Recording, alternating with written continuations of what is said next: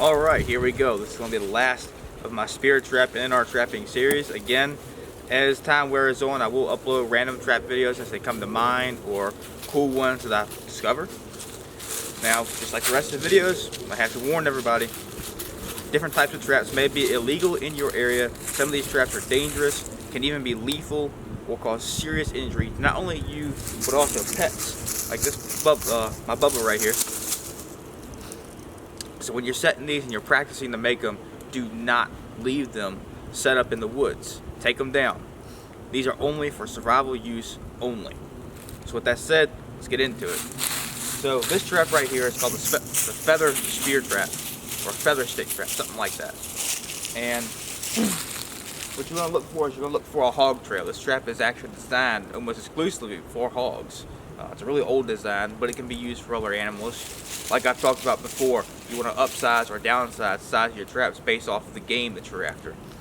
Now, just like with our last trap, this is a tripwire trap, and we're going to want to make sure that our animals are either running, like you're running them in a man drive, or they're pushed through the woods type creatures like hogs. So, we have this tree here, and we'll say our hog trail is running along parallel here. The first thing that we're going to do is we're going to make our spear pole. I've selected just a random sapling here that's got a good little bit of spring to it, and I went ahead and tied on our spear point. Now you can tie on multiples of these, as many as you want, but the design of this trap, you're not going to want to put too many on there. So I do have a curve on this one, so I kind of accentuated that curve a little bit. And how that works is as this comes in, that curve digs in. So what we're going to do is we're just going to tie this to our tree here. Tie the pole. So what we're going to do is we're just going to tie this pole to our tree here, up here, as tightly as possible. So paracord definitely recommended.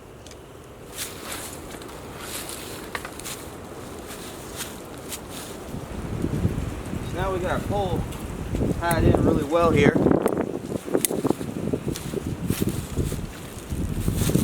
And this is going to be our spring action. Our trigger is going to be back here, and when it's tripped, this is going to fly in, and this tree is going to act like the anvil, and this is going to act like the hammer, except the hammer has a spear point on it. So now let's get into making the trigger. We're going to use the same trigger system that we did last time, or the main stick and secondary stick rather. So our secondary trigger stick is going to look a little bit like this, just like our last one. And we're going to put this one in the ground. We're going to pull this trigger back, or the spear back, to about a really peak strong point, which will be right about here. We're going to line this up, which will be somewhere around about here. So that way our trigger can rest here. Let that down. We're just going to beat this into the ground. And this should be almost perfect. So next what we're going to want to do is we're going to want to tie a little stick. It don't have to be super big, it can just be from the pinky in length. We're going to tie it to the base of the pole here. And it's going to be about as long as to the tip of our secondary trigger stick here. And the next thing we're going to do is we're going to make ourselves a little hoop. I just made this out of some honeysuckle vine, and I just made it in the way you'd make a wreath. Nothing fancy. And on this side of the trap, what I have is I just drove a little stick in the ground. This is just going to act as a holder for my tripwire, so I don't have to waste a whole bunch of string wrapping around the tree trunk. And you're going to take your tripwire and you are going to tie it to your little hoop here, just like that.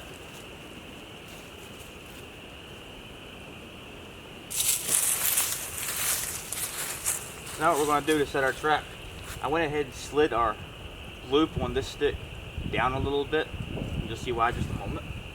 We're going to bring our spring all the way back. We're trying to stay to the side of the trap. Remember, at this point it's dangerous. This loops around the base of the pole. I should have made that a little bit longer. Then we're going to take our hoop. And our hoop just goes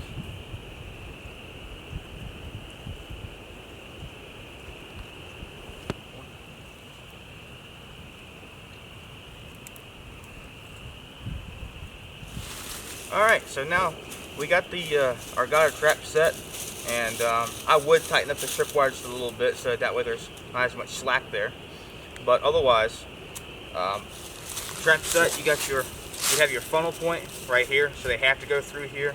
So you got your animal. In this case, I sized it for about a mid-sized pig, and they're coming through here, and they push on that strip wire,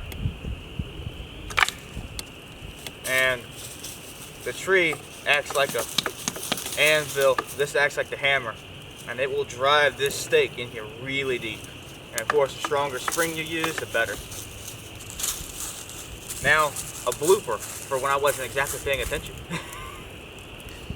The animal comes walking through here, running through here, whatever, and when he trips the strip wire,